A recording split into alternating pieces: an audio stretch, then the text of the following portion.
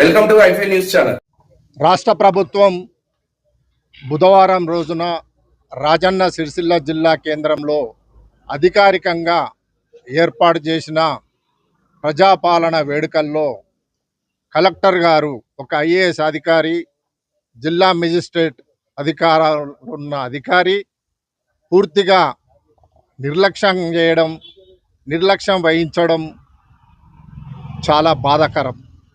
ఒక ప్రభుత్వ ఉద్యోగి ఉండి, బాధ్యత గల వ్యక్తి అయి ఉండి, ప్రభుత్వం నిర్వహించిన కార్యక్రమాలను సంపూర్ణంగా నిర్వహించకపోవడం, నిర్లక్ష్యం వహించడాన్ని బీసీల పక్షాన తీవ్రంగా ఖండిస్తున్నాము. అట్టి కార్యక్రమంలో బీసీ బిడ్డ, ప్రజల చేత ఎన్నుకోబడిన, ప్రజాస్వామ్య పద్ధతిలో ఎన్నుకోబడిన శాసనసభ్యులు, ప్రభుత్వ విప్పు ఆది శ్రీనివాస్ గారు పాల్గొన్న కార్యక్రమంలో కలెక్టర్ గారు నిర్లక్ష్యంతో కార్యక్రమానికి ఆలస్యంగా రావడం, జాతీయ పతాక ఆవిష్కరణ కార్యక్రమం పూర్తయిపోయిన తర్వాత రావడం, జాతీయ గీతాన్ని ఆలాపించే సమయంలో సైరన్ వేసుకుంటూ రావడం అది చాలా బాధాకరం. మరి దీన్ని పూర్తిగా మేము ఖండిస్తున్నాము. ఇంత నిర్లక్ష్యంగా ఉన్న కలెక్టర్ను ప్రభుత్వ పరంగా వెంటనే తగిన చర్యలు తీసుకోవాలని ఈ సందర్భంగా తెలియజేస్తున్నాము. మనది ప్రజాస్వామ్య దేశం, ప్రజల చేత ఎన్నుకోబడిన దేశం, ప్రజలు తమకు తాము పరిపాలించుకుంటున్న దేశం.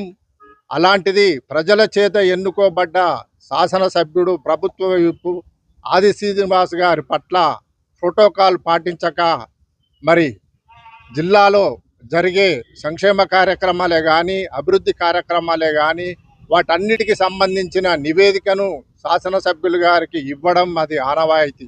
మరి ఆనవాయితీని విస్మరించి నిర్లక్ష్యంగా ఉన్న కలెక్టర్ గారిపై వెంటనే తగిన చర్య తీసుకోవాలి. మరి కలెక్టర్ గారు ఒక బీసీ బిడ్డ ఆది శ్రీనివాస్ గారిని నిర్లక్ష్యం చేశాడా? మరి ఐఏఎస్ అధికారి ఉండి వారి బాధ్యతలు తెలియక నిర్లక్ష్యం చేశాడా? మరి ప్రభుత్వానికి వ్యతిరేకంగా, ప్రజలకు వ్యతిరేకంగా పనిచేస్తున్నాడా? అర్థం కావడం లేదు. ఏది ఏమైనప్పటికీ ఆయన మీద తగిన చర్యలు తీసుకోవాల్సిన అవసరం ఈ రాష్ట్ర ప్రభుత్వంపై ఉన్నదని, రాజన్న సిరిసిల్ల జిల్లా కేంద్రంలోని ప్రజలకు, ప్రజాప్రతినిధులకు అందరికీ బహిరంగ క్షమాపణ చెప్పాలని బీసీ సంఘం పక్షాన డిమాండ్ చేస్తున్నాం. విలీన దినోత్సవం రోజున బీసీ బిడ్డ అయినటువంటి వేములవాడ శాసనసభ్యులు, ప్రభుత్వ విప్పు వారిని అవమానించడం బ్రాహ్మణిజం అహంకారం అవుతుంది.